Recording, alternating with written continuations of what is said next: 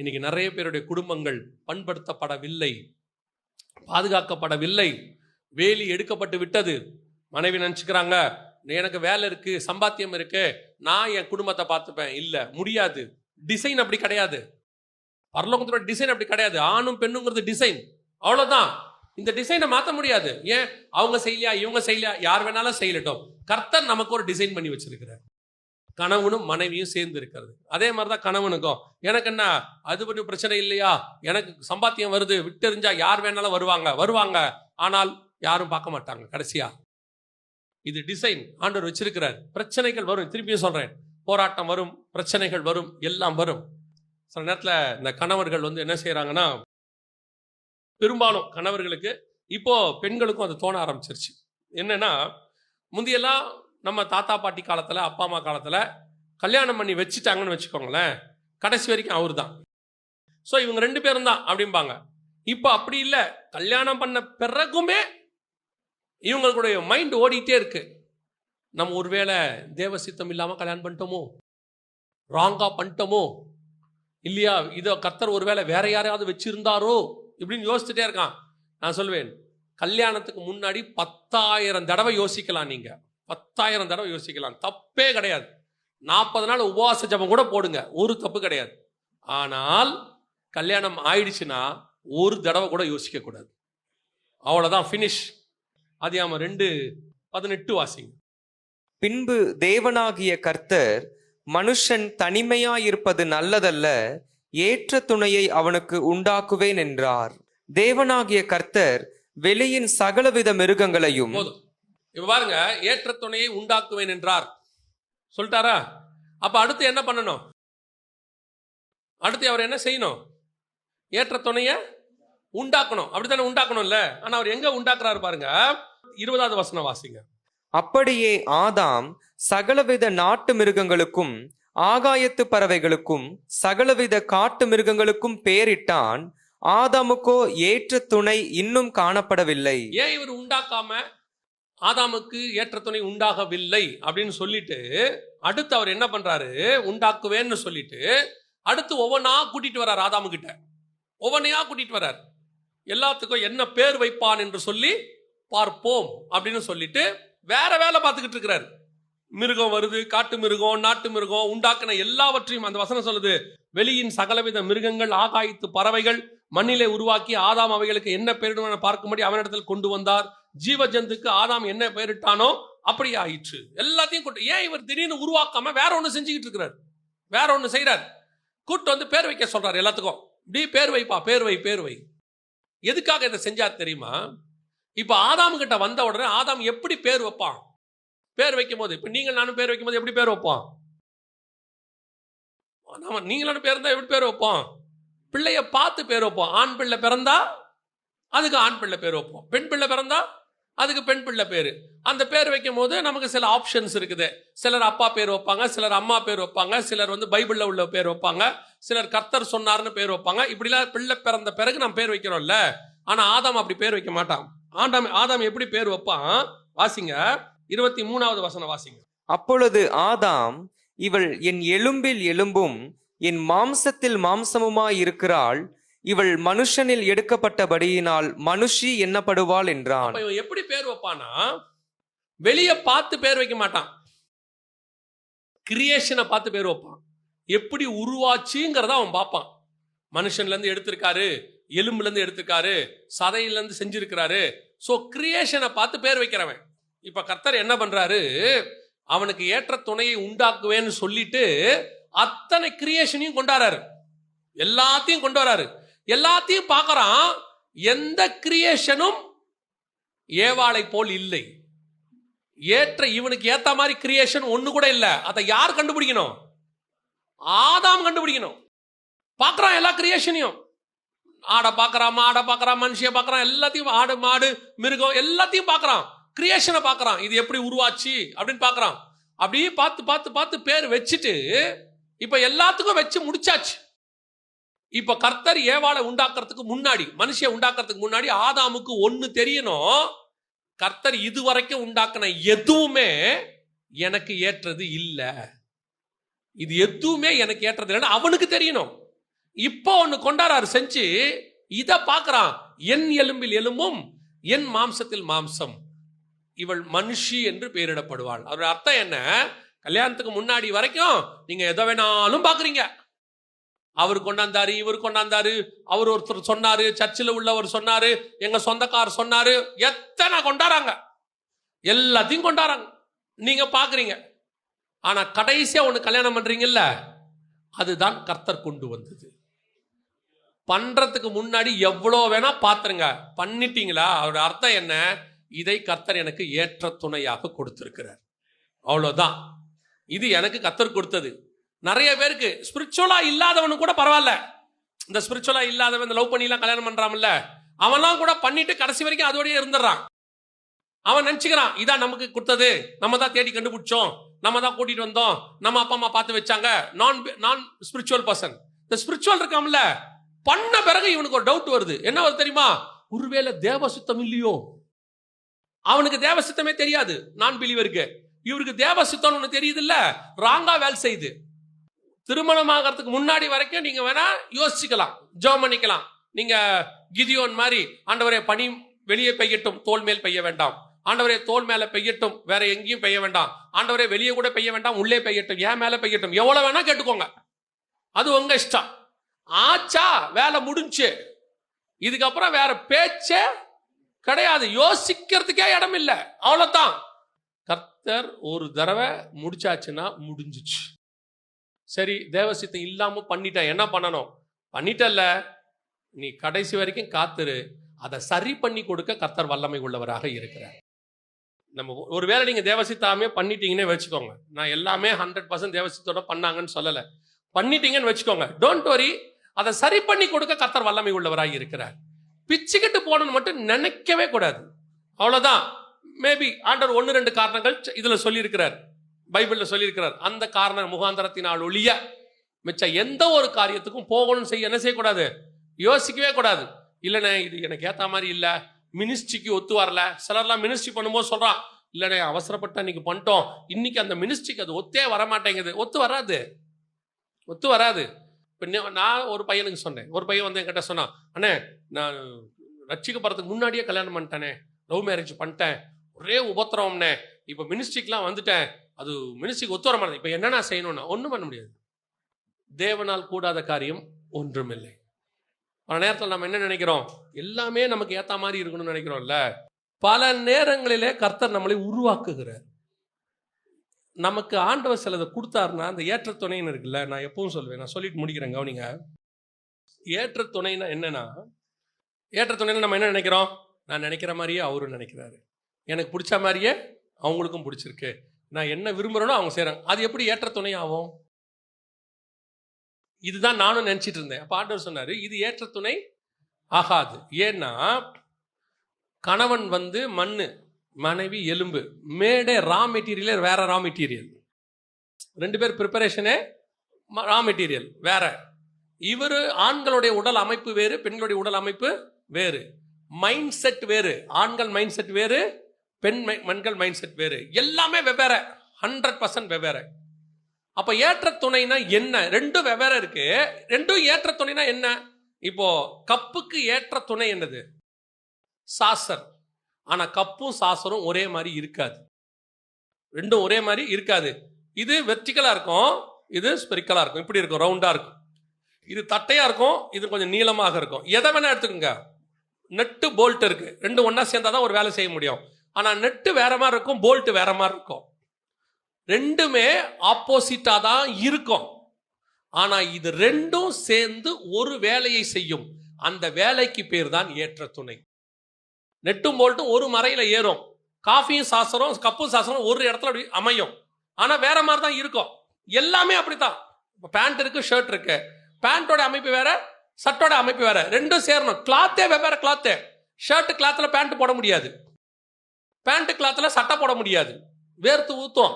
அதுவே ஷர்ட் கிளாத்ல பேண்ட்டை போத்தீங்கன்னா வேற மாதிரி இருக்கும் இல்லையா? வெவ்வேற இருக்கு, வெவ்வேற மாதிரி இருக்கும். ஆனால் இது 2ம் சேர்ந்து ஒரு வேலை செய்யும், அந்த வேலை இருக்கு பாத்தீங்களா, அதற்கு பேர் தான் ஏற்ற துணை.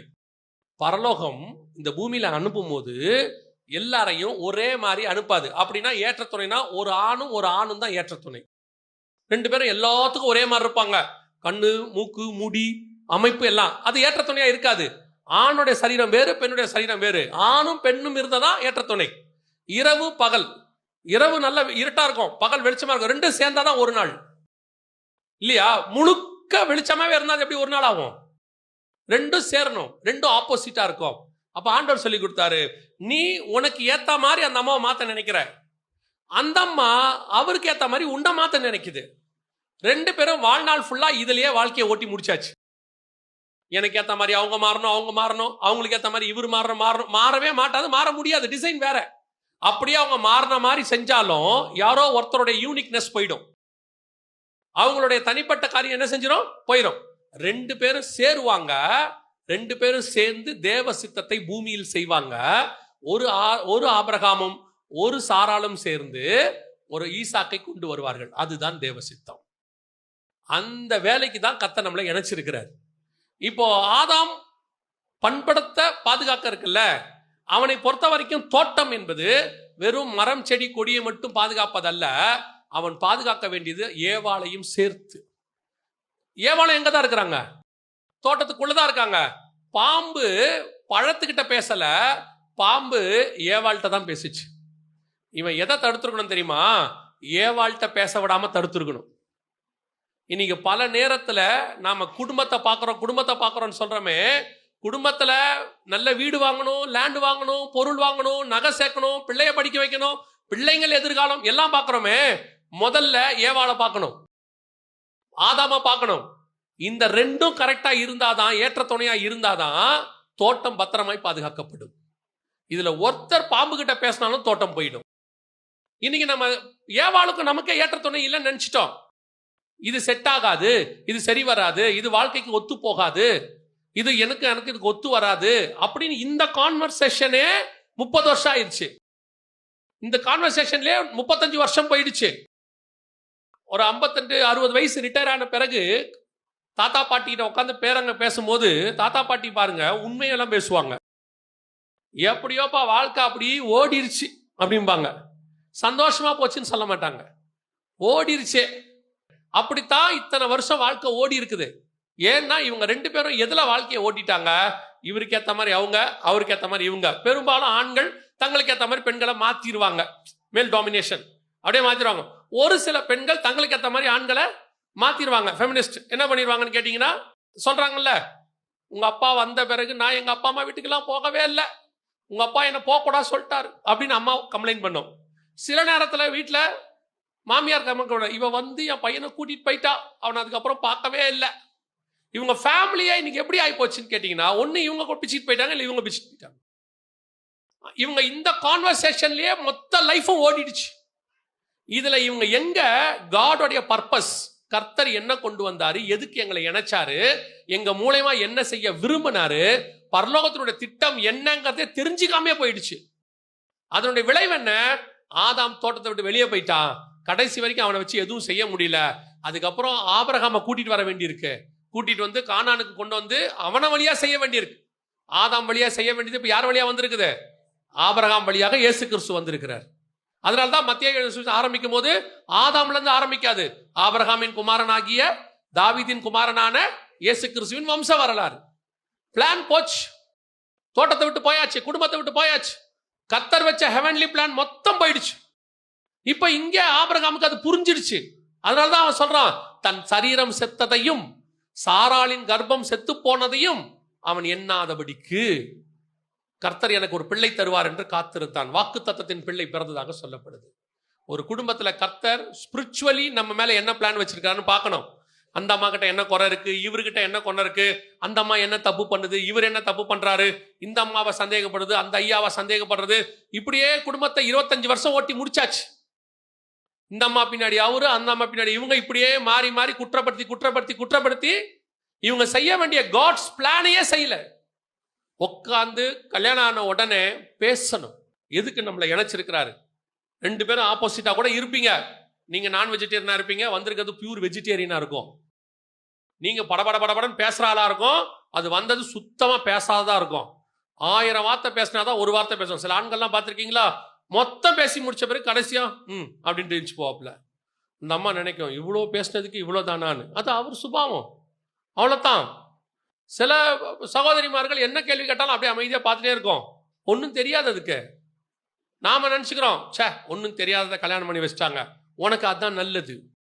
சில நேரத்தில் அவங்களுக்கு தெரியாமல் இருக்கிறது நல்லது, உங்களுக்கு இருக்கிற குறை நல்லது, அவங்களுக்கு இருக்கிற குறை நல்லது. இதனோட சேர்ந்து குடும்பம் ஓடணும். ஒன்று மட்டும்தான் கான்சன்ட்ரேஷன்ல இருக்கணும், எங்களை கொண்டு கர்த்தர் ஏதோ செய்ய விரும்பி இருக்கிறார், எங்கள் மூலமாக ஏதோ கர்த்தர் இந்த பூமியில் செய்ய போகிறார், அதுக்காகத்தான் நாங்கள் இணைக்கப்பட்டோம். இந்த குறையை பார்க்கறதை நிறுத்திட்டு தோட்டத்தை பண்படுத்தவும் பாதுகாக்கவும் கர்த்தர் எங்களை வைத்தார். இந்த பிளான் எதுக்கு ஆண்டவர்? இந்த தோட்டம் எதுக்கு? இந்த ஜீவ விருட்சத்தை பாதுகாக்கணும். இந்த ஜீவ விருட்சத்துக்கு பின்னாடி இருக்கிற பிளான் என்ன? அதை ஒவ்வொன்றா ஆண்டவர்கிட்ட கேட்க கேட்க கர்த்தர் சொல்லி கொடுப்பார். அப்போ ஆதாமுக்கு தெரியும், இந்த ஆதாம் ஏவாள் வழியாகத்தான் ஒரு மிகப்பெரிய பிளான் இருக்கிறது. அவர் ஒருவனை அல்லவா படைத்தார், பின்ன ஏன் ஒருவனை படைத்தார்? தேவ பக்தியுள்ள சந்ததியை பெறும்படி தானே. இந்த பிளான் அவனுக்கு அப்போ புரியும். ஓ, நான் பரலோகத்துக்காக உண்டாக்கப்பட்டவன், நானும் ஏவாளும் சேர்ந்து பரலோகத்துக்கு இங்கிருந்து பிள்ளைகளை கொடுத்து அனுப்ப வேண்டியவர்கள், மிகப்பெரிய பிளான் எங்க மேல இருக்குன்னு அவன் புரிஞ்சிருச்சுன்னா அவன் பழத்தை பத்தி யோசிச்சிருக்கவே மாட்டான். இன்னைக்கு நிறைய பேர் அங்கதான் மிஸ்டேக் பண்ணிக்கிட்டு இருக்கிறோம். இது வரைக்கும் போகட்டும், ஒன்றும் பிரச்சனை இல்லை. இன்னும் சரி, அது ஆபிரகாமுக்கு 100 வயசாகட்டும், சாராளுக்கு 90 ஆகட்டும், இப்ப தேவ சித்தத்தை புரிஞ்சுக்கிட்டா கூட சரி, ஆண்டவரே எதுக்காக இணைச்சிங்க, எதுக்காக எங்களுக்கு இதை சொல்லி கொடுக்குறீங்க, நாங்க ஏன் இணைக்கப்பட்டோம், இந்த காரியத்தை நாங்க நிறைவேற்றணும் நீங்க சொல்லி ஜெபம் பண்ணுங்க. இதுவரைக்கும் மாறாதவர்கள் மாறுவார்கள். ஏன்னா நீங்க இப்படி போக போக போக அது மாறாமையே பிசாசு வச்சுக்கிறான், அதை மாத்தாமையே வச்சுக்கிறான். ஏன்னா இதுக்கு பின்னாடியே ஓடிக்கிட்டு இருக்குன்னு அவனுக்கு தெரிஞ்சு போச்சு. உங்க பிளானை செய்ய விடாமே பார்த்துக்கிட்டான். இப்போ ஆண்டவர்கிட்ட கேளுங்க, ஆண்டவரே எங்களை ஏன் இணைச்சிருக்கீங்க? அது ஆப்போசிட்ல இருக்கிறது நான் பிலீவராகவே இருக்கட்டும், ஆயிடுச்சு கல்யாணம், நான் பிலீவராகவே இருக்கட்டும். ஆண்டவரே நான் தப்பு பண்ணிட்டேன், நான் பிலீவரா பண்ணிட்டேன், இப்போ நான் என்ன செய்யணும்னு கேளுங்க. கர்த்தர் அதை சரி பண்ணி உங்கள் மூலமாக மீண்டும் தேவ சித்தத்தை நிறைவேற்ற வல்லமை உள்ளவராக இருக்கிறார். இங்க செகண்ட் சான்ஸ் வாங்காதவங்க யாருமே இல்லை. செகண்ட் சான்ஸ் வாங்காதவங்க யாருமே இல்லை. ஒரு தடவை தப்பு பண்ணிட்டீங்க, செகண்ட் சான்ஸ்னா இன்னொரு கல்யாணம் இல்லை, தப்பா எடுத்துறாதீங்க. இதை ஆண்டவர் சரி பண்ணி கொடுக்க வல்லமை உள்ளவராக இருக்கிறார். ஆமென். கர்த்தர் ரொம்ப நல்லவர், அவர் நம்மேல் அன்பாக இருக்கிறார், அவர் எதையும் சரி பண்ணி கொடுக்க வல்லமை உள்ளவராக இருக்கிறார். நாம் எந்திரிப்போமா? நாம் ஜெபிக்க போகிறோம் தேவ சமூகத்தில். Thank you holy spirit. நாம் குடும்பங்களுக்காக ஜெபிக்க போகிறோம். ஒருவேளை உங்கள் கணவன் ரட்சிக்கப்படாமல் இருந்தா, மனைவி இன்னும் ஆண்டவருக்குள்ள வராம இருந்தா, பிள்ளைகள் இன்னும் உங்களுக்கு கீழ்ப்படியாமல் இருந்தால், தேவ சமூகத்தில் ஒப்பு கொடுங்க. குடும்பம் தான் ரொம்ப முக்கியம், பேசிக். முதல்ல கர்த்தர், ரெண்டாவது ஃபேமிலி. அந்த ஃபேமிலியில இன்னொரு பார்ட் உங்க மேல் வச்ச தேவ திட்டம். அது ரெண்டும் ஒன்னா தான் இருக்கும், தனித்தனியா இருக்காது. உங்க மேல வச்ச தேவ திட்டமும் உங்க ஃபேமிலியும் இணைஞ்சு ஒரு வேலையை செய்வீங்க. ஸோ நாம இந்த பூமியில் இருக்கிற குடும்பத்தை பத்திரமா வச்சா பரலோகத்தின் திட்டம் சரியாய் நடக்கும். ஒருவேளை இதுவரைக்கும் போராட்டம், பிரச்சனை, கண்ணீர், உபத்திரவம் இப்படியே போயிட்டு இருக்காண்டவரே, அதுக்கு நான் தான் காரணம், ஒருவேளை தேவசத்தை இல்லாமல் பண்ணிட்டேன், ஒருவேளை உண்மை அறியாத புறஜாதியார பண்ணிட்டேன், ஆண்டவர் சொல்லி கேட்காம நான் பண்ணிட்டேன், எத்தனை காரணங்கள் இருந்தாலும் சரி, இன்னைக்கு கர்த்தர் அதை மாற்றி அமைக்க வல்லமை உள்ளவராக இருக்கிறார். உங்க ஜெபத்துக்கு கர்த்தர் பதில் கொடுப்பார். என்ன விதமான காரியங்களா இருந்தாலும் சரி, ஆண்டவர்கிட்ட ஒப்பு கொடுங்க. நீங்க இந்த பூமிக்கு வெறுமனே வரல, நீங்க இந்த ஆலயத்துக்குள்ள வெறுமனே வரவில்லை, நீங்கள் தேவனுக்குள்ளே ஏதோ சும்மா வரவில்லை. ஒரு காட்ஸ் பிளானோடு கூட கர்த்தர் கொண்டு வந்திருக்கிறார். அந்த அழைத்த அழைப்பும் கிருபா வரங்களும் மாறாதவைகள். உங்க மேல உள்ளதை வச்சு கர்த்தர் நிச்சயம் நிறைவேற்றுவார், அதை ஓடி முடிச்சிருவார். சிம்சோன் ஒருவேளை தவறு செய்திருந்தாலும் மீண்டும் முடியை முளைக்க பண்ணி அவன் திட்டத்தை நிறைவேற்ற அவர் வல்லமை உள்ளவராய் இருக்கிறார். ஒருவேளை தாவீது விழுந்து போனவனாய் இருந்தாலும் மீண்டும் அவன் கூடாரத்தை எழுப்பித்து கட்டுவதற்கு கர்த்தர் வல்லமை உள்ளவராய் இருக்கிறார். தேவனால் கூடாத காரியம் ஒன்றும் இல்லை. ஒப்பு கொடுப்போமா தேவ சமூகத்தில்?